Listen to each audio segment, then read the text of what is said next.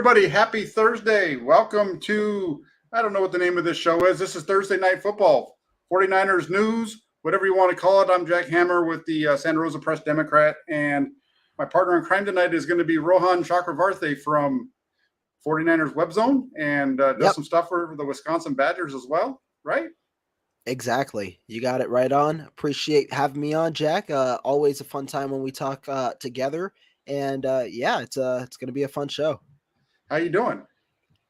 Doing good out here. It's always interesting when I see the time zones of when we're supposed to have our shows, because I'm always like overthinking it. I'm like, oh, is it 5:30 my time? Is it 7:30 my time? And then I get mixed up with some of these, but it's the adjustment, and I definitely enjoy it here. It's been a fun time. How's it back over in the Bay? It's been good. It's been good. I had my move back at the beginning of the month, and so I'm getting settled in. Here I am now, and it's been good. And 49er fans are crazy as heck, so that's always fun too.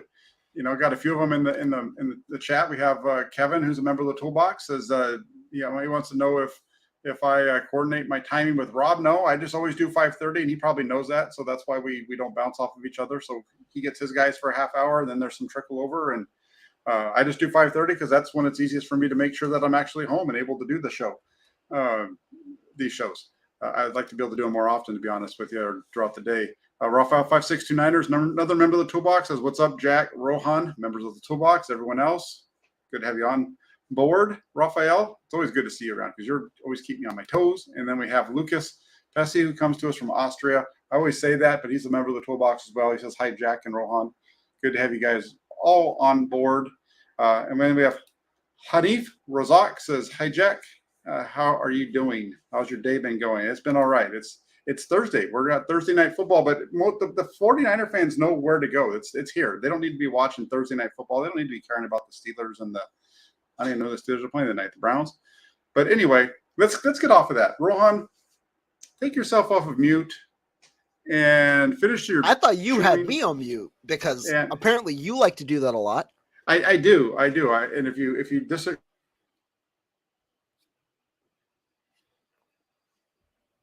Mind that if you agree or disagree, but let's start off really quick. It was as I was driving in, I was listening to KNBR and listening to Steve Young talk about this Trey Lance situation. Finally got a chance to hear what he had to say, and he was asked about Kyle Shanahan and should he be held culpable for the injury to Trey Lance, and his response kind of was a chuckle, like I kind of said, and he was like, that's just a goofball question. And I want to ask you, kind of, what is your thought on everything? Do you have any issue with the way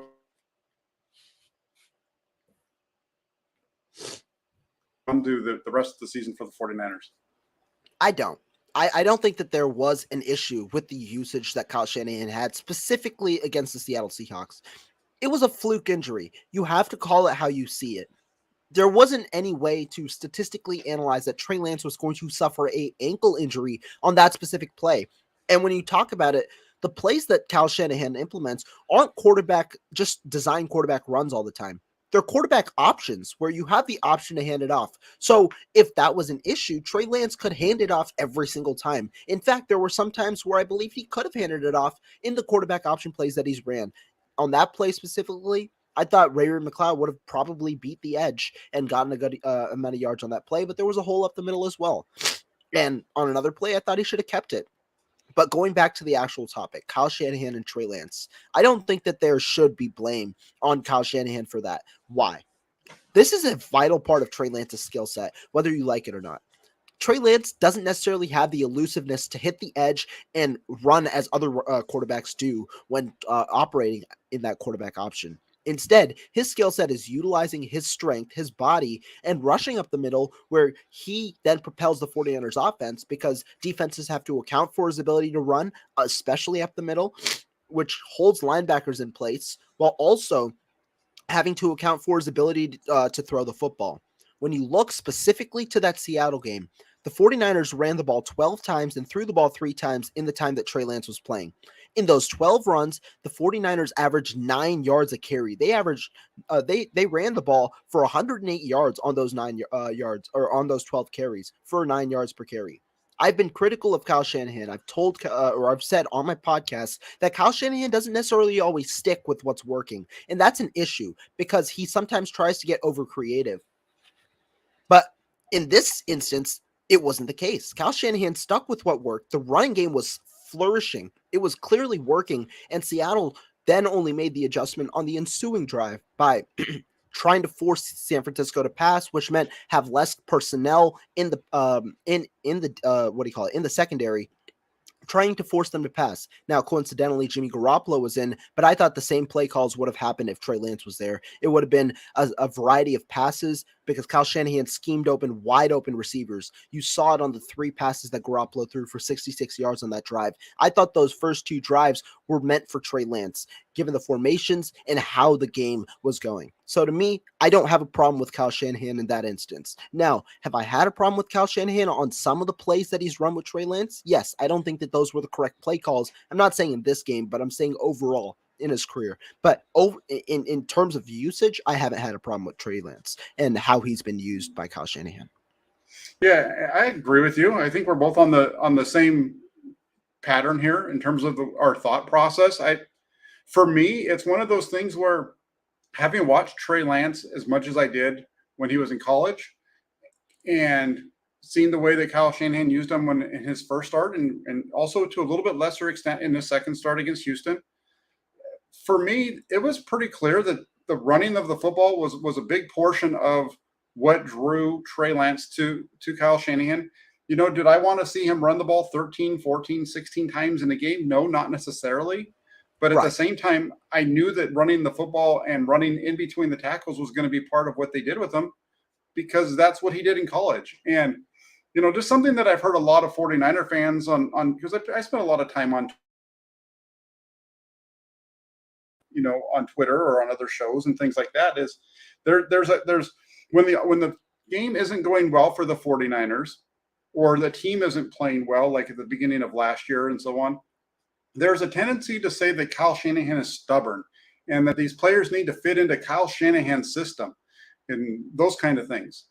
And in this instance, he got a player who had a little bit different skill set than what we've seen him work with in the past, and he built the offense around him. He actually built an offense that was going to take advantage of that player's skill sets the best.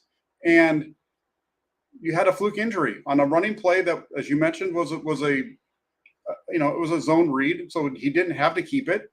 And, you know, it's just an unfortunate injury. And I think the blame game that's been going on since Sunday, it has gotten way overboard.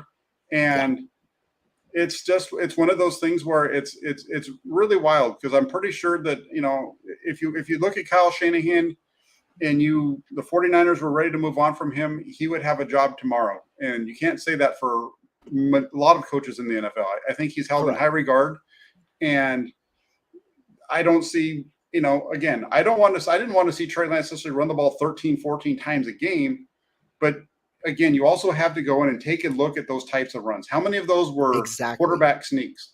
How many of those runs were kneel downs? How many of those runs were runs on called passes? It's just so different. And what we're in right now is a society that wants to look at the number, and then they're going to say, well, he ran it 19 times these 3 games, so that means he's going to keep doing that throughout the rest of the season. In reality, I think most people went into the season feeling like there was going to be a pretty run-heavy offense to start the season off, and then it was going to, you know, some of that was going to tail off and change as the season went along. That's the way that I went into it, and I'm just really – like I said, it's an unfortunate injury. I just think the blame game has gotten out of control. Agreed. And I mean, when you talk about Jack, you know me, I'm a guy of context. When you talk about those 13, I've seen the stat a lot, 13.2 runs in his 4 NFL starts on average, right? That's a significant amount. But when you talk about it, you need to understand the context that comes behind it. Fast forward to backtrack to last year.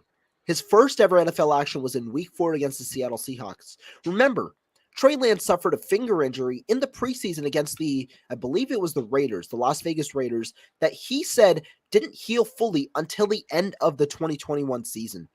That finger injury was hampering him during the time in which he just entered the game. And Kyle Shanahan's going to play to Trey Lance's strengths in a game that was called for Jimmy Garoppolo back when he got healthy. Back when he got injured back in week 4. Mhm. You go to Trey Lance's first start in week 5, he had 16 carries, of which 12 were designed runs. Again, Lance had that finger injury. It was clearly seen in his inaccuracies. He was 15 of 29 in that game. The passing attack wasn't necessarily always working, and Kyle Shanahan also wanted to be aggressive, which in return caused him to rely on Trey Lance's running game more. It also was, in a way, to keep Lance more healthier because you don't want to stress and overdo the injury to his finger, which caused Trey Lance to alter his throwing motion. Then you look at the last start last year. I think that despite being at such a small sample size, that's the only one where you can truly evaluate what Kyle Shanahan wanted to do with Trey Lance. Week 16 against Houston. Similar to the Seattle game, he had 3 rushes on the first 2 drives, but overall he only had 6 designed runs in that entire game. And Kyle Shanahan, after those 3 rushes on the first 2 drives, didn't call an entire designed run until the beginning of the second half. He knew the point of that game. Start off with the run. Try and build the run before establishing the pass. And once he started to establish that run, even though he himself admitted he didn't really know how to call plays for Trey Lance, he dialed away from it and tried to go to a different game plan with the aerial attack. Lance threw 24 times, had only 6 designed runs in that game. I know in week 1, he ran a significant amount again, but you got to understand the conditions. And even if it wasn't raining significantly from quarter 1 to quarter 4, the 49ers anticipated there would be significant rain in that game in that week, hence the run heavy approach. And then go back to the Seattle game. He ran just 3 times in the first 2 drives, only 3 times overall in that game. And when you look at the game plan after Lance was out, when Garoppolo was in, on plays that seemed dialed up for Lance, it's not a run-heavy approach. Instead, he's starting to finally get that passing game out. The whole point was to establish the run and continue with it because it was working. And then when Seattle made the adjustment, go to the pass. I thought that was pretty clear what Kyle Shanahan was doing, and he would have thrown the ball with Trey Lance on that next drive if he was still healthy.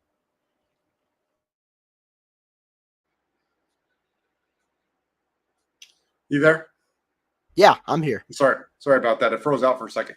Yeah, no, I'm with you. I just think it's just it's an interesting. The whole thing is just kind of an interesting view of how you coach a game, how you manage a game. Kyle Shanahan wants to establish the run so that he can play action off of it. That's what's going to help Trey Lance the best. It's what's going to help out with Jimmy Garoppolo taking over. Again, it's just interesting the way that this whole thing has played out this week. I feel bad for Trey Lance. It's an awful injury for him to be dealing with. The good part is that he's going to heal up, and it looks like he's going to be able to get a lot of work in this offseason to hopefully be ready to go, in week 1 of next season as the starter. So we'll see how that all plays out. Kind of transitioning off of the Trey Lance thing, how does this offense change now that they have Jimmy Garoppolo under center, do you think?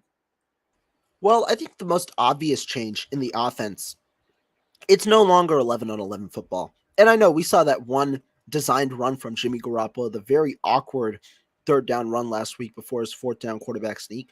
But to me, it's 10 on 11 football. And Kyle Shanahan now has to adjust for that in the way that he calls it. We saw a couple of pistol formations with Trey Lance in which I think the quarterback can be a factor if he takes off and runs. But in this case, that's not the case anymore. And when teams stack the box, they still have to account for Trey Lance in that run, whereas now they don't have to anymore.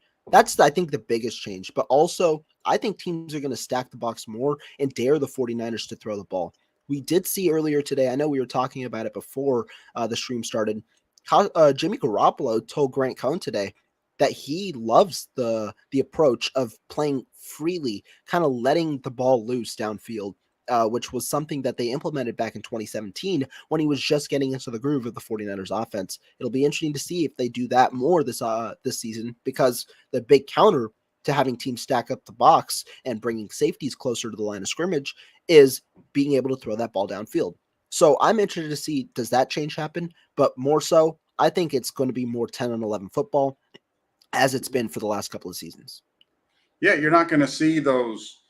You're not going to see the zone reads quite as much. You might see a zone read look, but like Kyle Shanahan mentioned yesterday, they can give you the look of a zone read, but it's not actually a zone read. It just all looks the same. It'll be a pure handoff. Yeah, because and that doesn't work as well with Jimmy Garoppolo because they're not going to fear him the way that they would fear Trey Lance doing that. So it'll be interesting there. I think for a lot, I think it's going to be interesting because we're all thinking, or at least myself, and I think a lot of other folks think that this offense is going to stay the same and mean run heavy, play action off of it. I know that's kind of the way that I felt, and you already took it in the other direction, is that we might actually see some more action for the receivers. It seems like, Jimmy Garoppolo said on Sunday after the game about, how when he got in there and they were airing the ball out a little bit, it felt a little bit more like 2017. You mentioned Grant asking that question of him in there today, and that was something I wanted to hear was if, I wasn't able to be there, but I want to hear is, Jimmy Garoppolo wanting to go down the field more often? Is it, and he did his follow-up question, I think, was even better than the original was, are you almost kind of like, are you being held back by Kyle Shanahan? And so he was very smart with his answer, but it seems like maybe that could be a part of it. And Steve Young on the radio also this afternoon kind of mentioned something along those lines as well. Maybe just because they don't all trust each other, maybe that downfield stuff that we've seen. Mm-hmm. And I think one thing that we'll also see maybe in this offense that won't be much of a schematic change, but maybe a difference in the game. In week one, I think Trey Lance, it was interesting how he was throwing a bunch of passes towards the middle of the field, right? We haven't necessarily seen that be Trey Lance's strength. We've seen him hit a number of variety of throws in training camp, but I think that's Jimmy Garoppolo's strength, right? Being able to utilize his quick release, hit receivers in between the numbers. And while I'm not saying his skill set's limited to that, we did see the nice throw to Raymond McLeod. We saw the nice back shoulder fade to Brandon Ayuk. We've seen a couple of throws this past week that increase his skill set. That's another thing that should benefit Jimmy Garoppolo. The play calling that favors the middle of the field because he's shown that he can operate out of that type of system.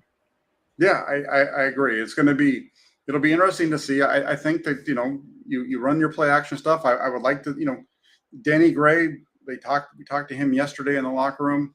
He was talking about how, everybody thinks of him as a deep shot threat. And I heard some folks saying that, now that Garoppolo's in there, Gray's out of the picture. So, and he said, no, I don't mind. Give me the ball anytime. I'll take it, to the house, whether it's a short pass or a long one. I mentioned how Garoppolo does a good job of putting it, on them in stride and those types of things. So I think we're going to see, it would not surprise me to see the ball get aired out maybe a little bit more than it had last year. Early on, you have the weapons to do it. You have an offensive line that's doing a good job of it right now, and it seems like Garoppolo wants to. Let's see what it has. Let's give Brandon Ayuk a chance. Let's give George Kittle a chance. Right. Let's open this offense up and let's let it rip and see what you can do. And also, real quick, when we're speaking about Danny Gray, people think, oh, Danny Gray is just going to be a deep threat. Danny Gray saw 2 targets, had 0 catches this past game. Obviously, one of them was the 4th and 9. In my opinion, Garoppolo made the wrong read on that. Danny Gray was the decoy. And while Gray didn't run the best route, I thought he got forced to the sideline on that play. Garoppolo should have hit the sail to Ayuk on that play. But the second read, Gray got himself open over the middle of the field in short distance. Garoppolo sailed the pass on him. But that's a completable ball. And if you're utilizing Danny Gray in a role like that, where in a sequence of plays, you're able to get him open in space and have him create after the catch, that's a solid role for Danny Gray, in my opinion. Yeah, I think there's things that they can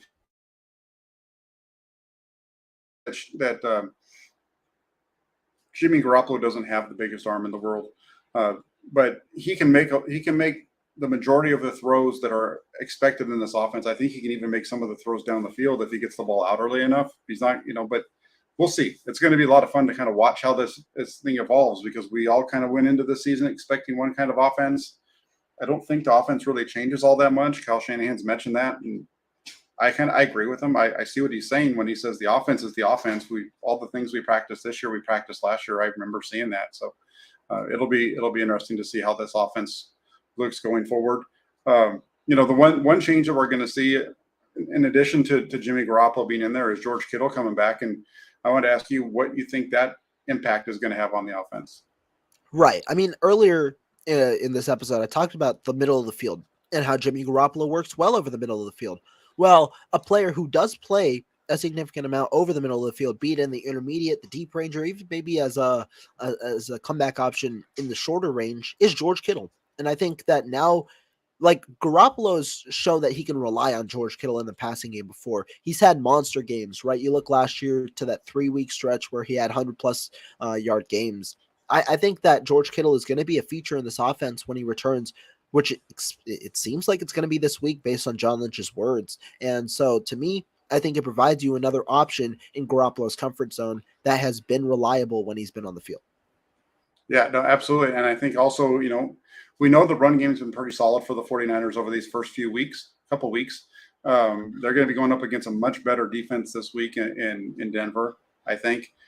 Denver, I think the opponents that both teams have faced are pretty similar in terms of their ability level, but Denver's put up really good numbers on their defense as well. These two defenses have been very stout. The two offenses have been very stout with the run. So it's going to be interesting to see this game as it unfolds. But I think George Kittle's could really possibly impact this offense from the running perspective. And then, like you mentioned, the run after the catch and his ability to make some plays in the passing game. He could have a big change, could be a big change for this offense with him in there. Yeah, I think so too. Definitely. Yeah. As far as the other piece on the offense, kind of going through a bunch of offensive stuff, because I think that's where the majority of these question marks for the team are right now, is when you look at the offense in the running back room, Jeff Wilson Jr. is healthy. Ty Davis-Price ran the ball a lot last week. He's out now with a high ankle sprain. How do you think this running back room is going to shake out this week? Who do you think gets the carries behind Jeff Wilson Jr.? Now, we have 3 running backs that I expect to be featured on game day this week. That is obviously Jeff Wilson Jr., the number one. We've got Jordan Mason, who was active the past 2 weeks but played primarily special teams, had, I think, 8 special team snaps in week 2. And then you have Marlon Mack, who the team signed to the practice squad, I think 2 weeks ago, now elevated him to the active roster. The funny thing, though, is that TDP, who got injured, is not on IR, despite probably being out for more than 4 weeks, because the 49ers only get 8 spots for that each year, so they're kind of preparing themselves, not spending too many spots early. Davis-Price is going to be inactive. You have 4 running backs, 3 are going to be active. Davis-Price is going to be inactive. I think it's going to be a split between Mason and Marlon Mack. I'd expect Mason, because he's been here the entire offseason, and he's shown well when he's gotten the opportunity to be the second running back for the team, while Marlon Mack sprinkles in as the third running back. But I still do think it's going to be the hot hand. That's something that I saw all offseason with the backups behind Elijah Mitchell. It was the hot hand that kind of got a couple of carries. If you had an 8-yard run, a 7-yard run, Shanahan would go with you for 2-3 more plays before cycling in a new running back with a different offense. So to me, I think it's going to be revolving around the hot hand.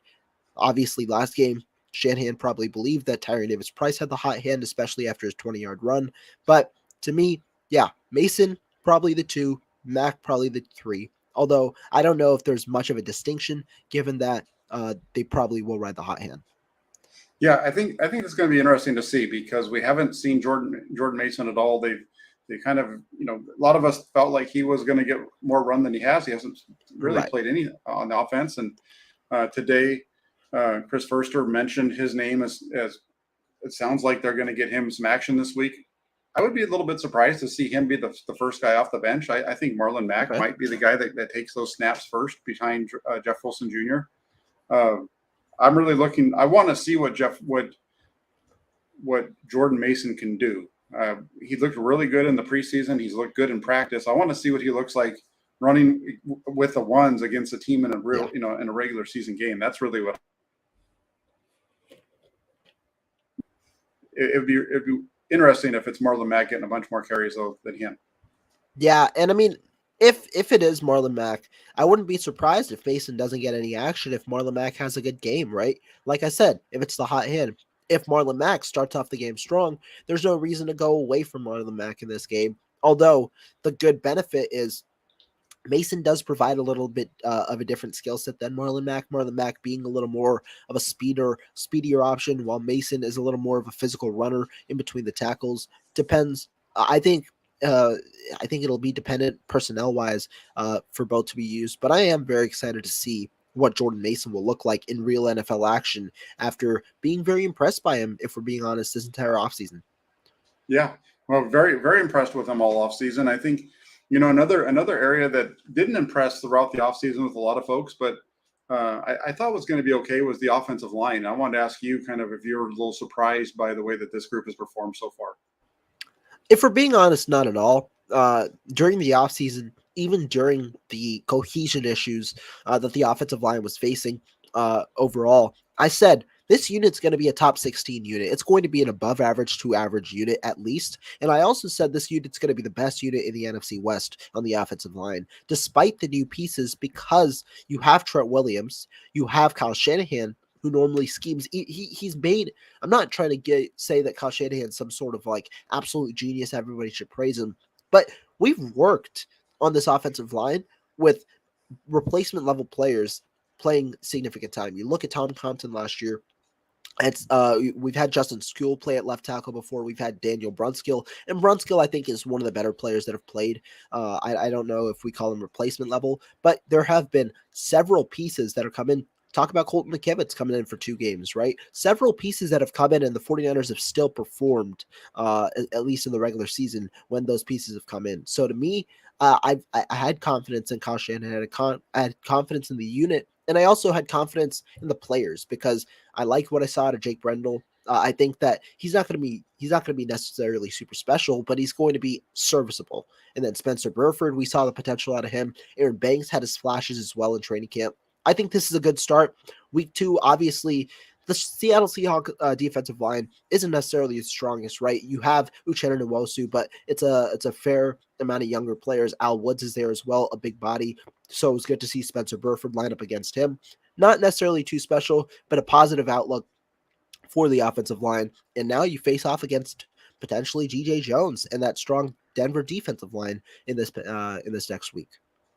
Yeah, I look at this offensive line and I thought they looked good during training camp when everybody was out there together. We didn't really get a chance to see that all that often, but when they were all together, you could see that they were performing at a much higher level than when they weren't.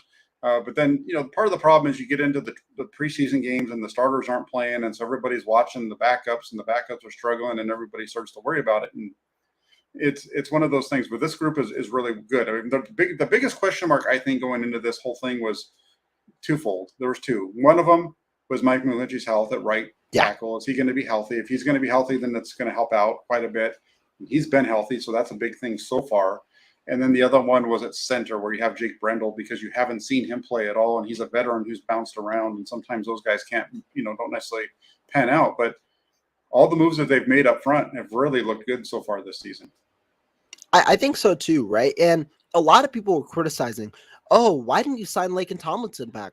Why didn't you bring in Lyle Collins? Why didn't you sign Alex Kappa to a 4-year, $40 million deal? And in my opinion, I think the 49ers made the correct moves with their offensive line. You had Aaron Banks, and you owe it to Aaron Banks to draft him in the 2nd round. You have to play him after what you did with him. And to me, if you're talking about long-term investment, you're trying to maximize this window with Trey Lance. And allocating that much money, not only in 2022, but allocating that much money in the future limits you financially to when you want to build this team to make that final push, to see what you're missing and go all in. And so to me, paying $10 million to either of your guards for, let's be honest, not elite level play. Like Laken Tomlinson is a fringe Pro Bowler, but Alex Kappa isn't an elite level player either, right? And so to me, I don't think that was that's not where you're not putting your money where it's worth if that was the instance. And instead, now you're in a favorable situation with developable players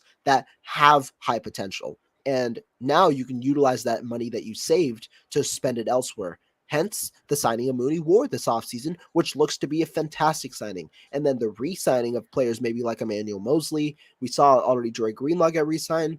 Jimmy Ward might need a re-signing if the 49ers want to bring him back. There are several players like that. And so to me, yeah, pretty safe to say it was a good move so far. Yeah, I think that's a good move. I'm one of those guys that when it comes to Laken Tomlinson, he was he was a good player for the 49ers. I wouldn't even say he was a Right. really good player, but with the thing with Laken Tomlinson was he was He healthy, was just um, durable. Yeah. and so you had that his best ability was his availability, and beyond that, there was a lot of question marks when it comes to his pass protection and those kind of things, and that I think was partly why they went with Aaron Banks, the left guard, and uh, you mentioned the free agency thing, and that's one of the things that I. I have a hard time during free agency period because people get so upset when the team doesn't make certain moves, and it takes a little bit of understanding like the big picture with how the team's trying to build and what they have to deal with down the road. And yes, they can. There's the salary cap isn't real, but you can move things around. But at some point, it is kind of real too, and I just feel like they've done a very good job of putting together a roster that really fits everything that you need in order to be a successful NFL team. I wrote that today in an article that I put out there, and I've said it so many times, but this offense is one of the best in the league, if not the best. And now we'll see how it plays out. A lot of people were worried about the quarterback situation. Now you don't have that excuse. Yeah. I think that's well said. Yeah. Yeah, and then in terms of moving over to the defensive side, anyone on the defensive side that's surprising you so far through the first two games or I early on? mean, we got to go with the obvious, right? Talanoa Hufanga has been the MVP in my eyes for this defense. He's been spectacular. And maybe to the outside public, it's a little more surprising. And in a way, it is given the amount of, given how Talanoa Hufanga has really played. But we saw the work ethic happen not only this offseason, but last offseason, right? He was that guy who came out every single day at the beginning of training camp, every single day to work.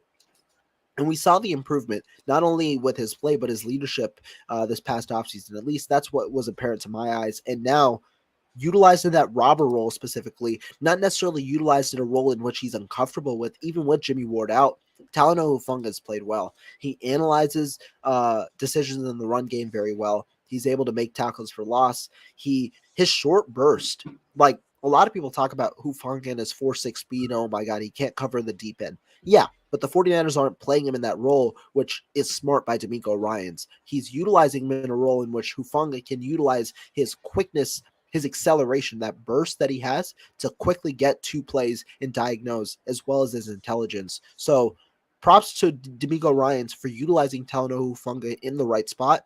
And Hufanga, props to him because he's been playing lights out so far. Him and Tashawn Gibson even. I'll even bring in Tashawn Gibson in this because he's played higher than my expectations, especially being signed towards the end of the regular season. All the eyes are on Hufanga. Sean Gibson has been a very pleasant surprise so far for this defense as well. Yeah, both guys on the back end have been. That's one of the question marks going into it, right? Was with Jimmy Ward out, how are they going to be able to handle it? Talanoa Hufanga was a question mark because of we hadn't seen him very much before.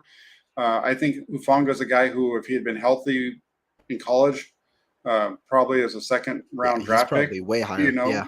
yeah, he's going to be a lot higher than he was because he was a playmaker at USC throughout his time there, and he's just carried over. And you see him making play after play after play. It's he's making plays in the box. And he talked about his lack of speed, and I don't know. I saw him run right with Tyler Lockett on an in-breaking route and step in front of him to force the interception that Tayshaun Gibson came away with, right? Yeah. And we haven't really seen him get challenged deep yet, but with what they have thrown at him, he's done a very good job. And I think that he's when you look at surprises, I think he's done a really good job, and that would probably be the surprise. And then I think that the other one, I don't know if it's a surprise. I thought Javon Kinlaw was going to have a good season to begin with. I don't know what his numbers are, but I think he's playing very well in the Yeah, middle. he's playing good. Yeah, I agree. And I Yeah. mean, when So you talk about Javon Kinlaw real quick, like he wasn't as necessarily not impactful, but he didn't play as much in week 8. Has there been an injury or anything to Kinlaw? Because he didn't play much in week 2 compared to week 1, but I think it was more rest management compared to an injury or anything. Kinlaw I though, think so far has looked good. Yeah. Kinlaw got dinged up a little bit. He wasn't on the. Okay. I'm not sure if he was on the injury report at all, but I do think he got dinged up a little bit. I'm not sure exactly what Probably. it was, but it sounded like there But was real something going quick, on because there. you talked about Kinlaw, his backup. If Kinlaw even has to miss time, his backup has been phenomenal, and that's been the case all training camp. Kevin Givens He's been really good, especially this past week. He had 3 run stops. He can be a starting defensive tackle for certain teams. The 49ers have him as DT3. So to me, Kevin Givens, he's another underrated player, has been a solid, quiet contributor. 49ers brought him back this year on a 1-year deal, and he's been another solid player for the team this year.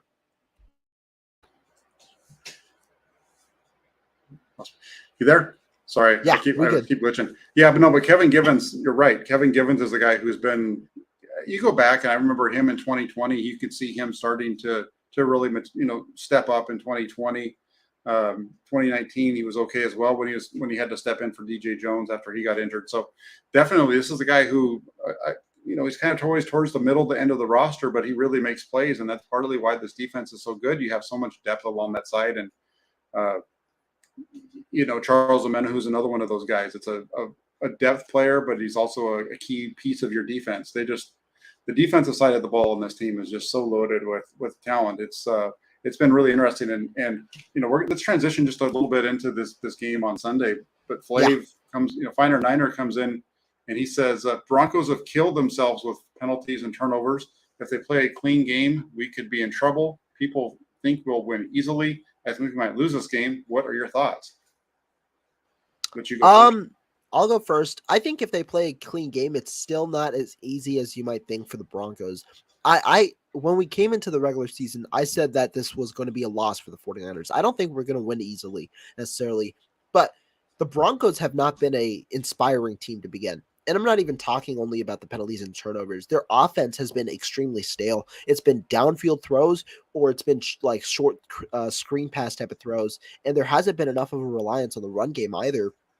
They went away from it. You see all the red zone stats. They continuously try and throw and are unsuccessful when throwing in the red zone for some reason after their week 1 loss. It's been a pretty tough start for the Broncos. And then you factor in the penalties and the turnovers, the kind of like the lack of discipline for this team. And it kind of starts in a way with coaching. That's where when you point to penalties and turnovers, you gotta bring it with a mentality kind of standpoint as well. So to me, I do think the 49ers should be favored in this game now compared to the offseason, just because the Broncos have had a slower start with Russell Wilson kind of manning the helm. I don't know where I'm going to lean. I think we might give a score prediction at the end of this. Maybe I'll give my score prediction at the for the game. But I think I might be shifting sides from what I said earlier in the offseason when the schedule just came out. But yeah, I mean, if the Broncos play a clean game, this should be a fun matchup because they do match up well. They've got good cornerbacks, right? With Patrick Surtain, obviously being drafted back in 2020 with Brandon Ayuk. You have solid cornerbacks. You have a pretty solid defense overall. And then offensively, you've got Russell Wilson, who's got the ability to extend plays, who's terrorized the 49ers in years past. He always can put yourself in a game if he plays a clean game. Yeah, I think this is going to be an interesting one because you come into this game and week 1 and 2 in the NFL are kind of, week 1, you just don't know what you're going to get. Week 2 is kind of similar to that. I think week 3 is the first real week where you really start to see who these teams are. And it's going to be interesting to see here with the 49ers because I think the Broncos possess some things to really challenge them. This is going to be the first, I would say, good quarterback that they're going to play. Russell Wilson, Yeah. He's still one of the better quarterbacks in the NFL. And I think it's going to be a real test for the 49ers. And this is one be at this point. They're going to be, it's going to be difficult. I think a little bit harder for them to run the ball. It's going to put a little bit more pressure on the quarterback. Correct. On the defensive side, you're going to have a little bit more pressure with your run defense as well. And then Russell Wilson stresses your secondary. There's 4 teams in the NFL right now that have 2 players that have gained over 100 yards on the season. One of them is the 49ers. Another one of those is the Denver Broncos, right? Yeah. So, this is going to be I think a real test for the 49ers this week. Right. And I think I saw a stat that I think Vish put out there earlier today.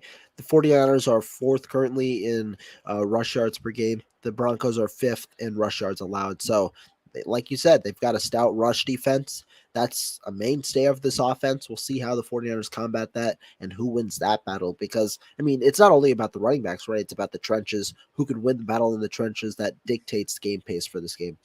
Yeah, absolutely. And I think you look at it and I think the 49ers run defense is going to, it's going to be a real challenge for both teams. I think these teams are kind of doing things very similarly in terms of, if you look at their stats, I think their numbers are going to be very close across the board. So it's going to be a tight one here. I think it might come down to the quarterbacks. Yeah. I haven't dug into it too much, but kind of getting into it, what is kind of your key for the game? My key for the game offensively, I think, is to remain a balanced approach, right? The Denver Broncos right now, I think their weakest point, if you can point it out, they've got a strong pass rush. They have Randy Gregory there. They have Bradley Chubb there. They have DJ Jones there. And I'm not saying necessarily point to a quick game, right? But I think it's to put the ball in your playmakers' hands earlier and often. Obviously, the 49ers have started both of their past two games kind of running the football, trying to dictate the game with the run game. And I'm not saying that that's a bad strategy. It's the 49ers. They run the ball well. They're able to utilize their offensive linemen well, and they've played well, at least in week 2, that is. But I do think that I want to see a little more of a utilization with screen passes, with the quick game, trying to keep this Denver Broncos defense on their heels, test their linebackers over the middle. I think that that's probably the weakest part of their defense, if we're being honest. Test their linebackers and really see how the Denver Broncos adjust. Will they have to bring more pressure? Will they drop back less, which then allows your running game to be incorporated more? I think that that's kind of what I want to see. A balanced attack, but an emphasis on putting the ball in your playmakers' hands as well.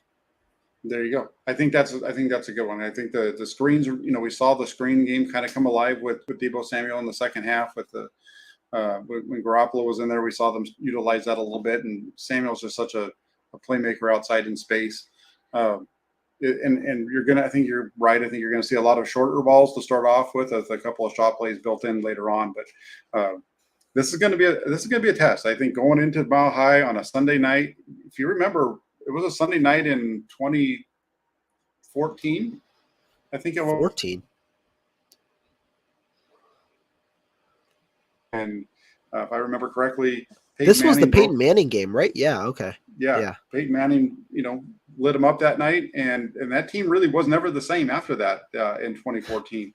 Yeah. So I know this is a different time, different team, but going into Mile High is tough. And even back in the Joe Montana days, I think it was '85. They went in there on a Monday night game and lost out there. And Denver and the 49ers, they've had some really tough matchups over the years.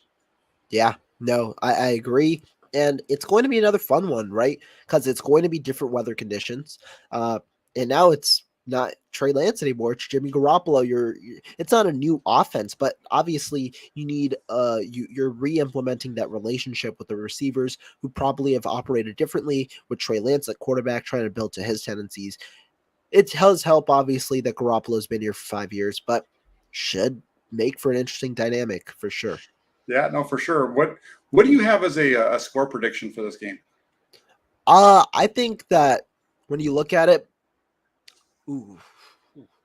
I think it might be 24-20, something like that. 24-20, 24-21. I don't think it's going to be as high scoring as people think. I'm curious, actually. I'm going to look at right now what the over under is for this game. I don't think it's going to be as high as people expect.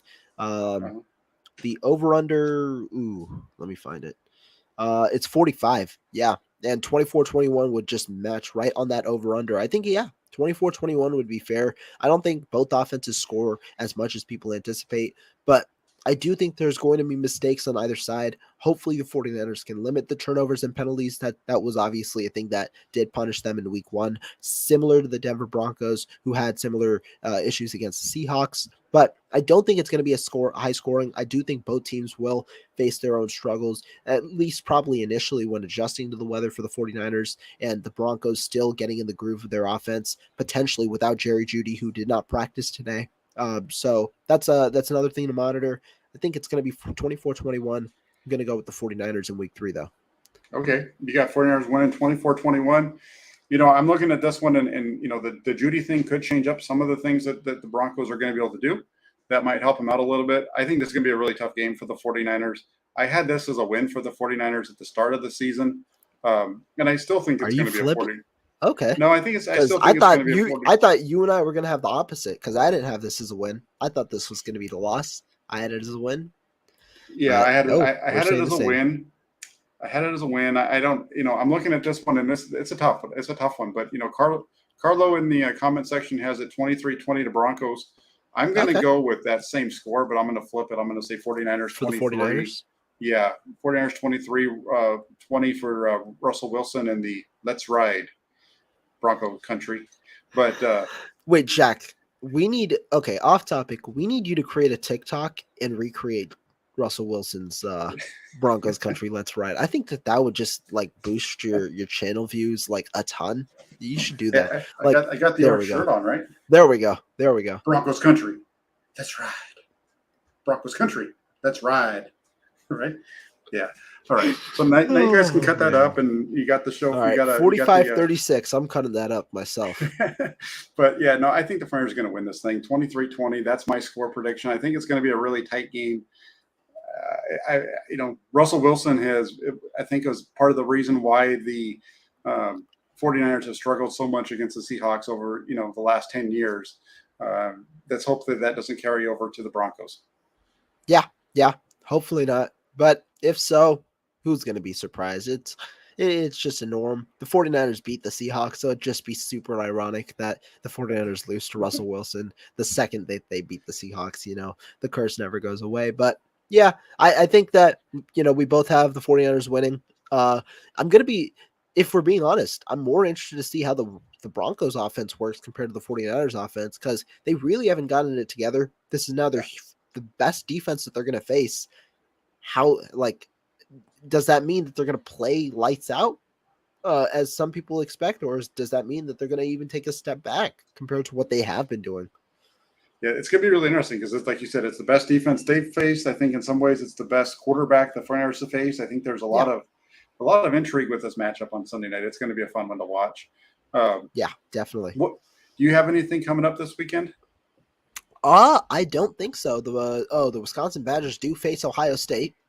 I don't think many Badgers are happy with my score prediction for that one. I think I had them losing by like 2 or 3 touchdowns. But yeah, Wisconsin plays Ohio State. Then we play obviously Sunday night, so that's going to be a fun game.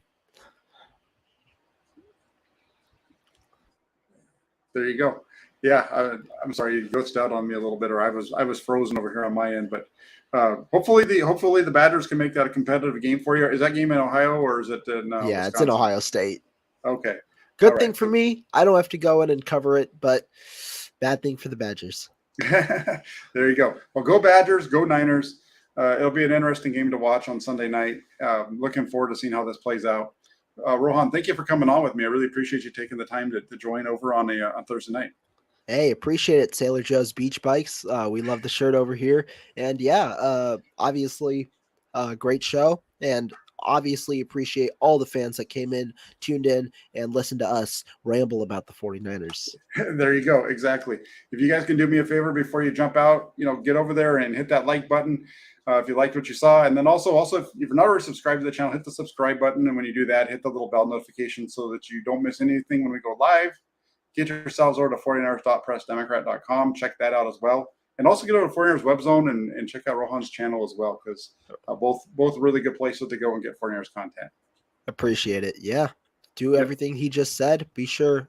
Jack puts out really good content, guys. He goes to practices like for the Smite Media Time. So be sure to check out 49ers.pressdemocrat.com because when I'm not there, that's one of the places that I go and look to see the practice recaps. Thank you, Rohan. Thank you, everybody in the comments section. Thank you, everybody that's watching live. And thank you, everybody who's watching this later. Have a great rest of your day. Great rest of your Thursday night. We'll talk to you soon. Take care, everybody.